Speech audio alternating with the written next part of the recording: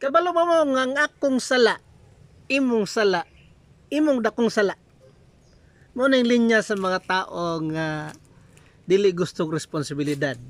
Mga tao nga di kabalo mo ako og consequent sila action. Mangita sila og scapegoat, mangita sila og kaning kapahiran og unsa ang unsay sala, no?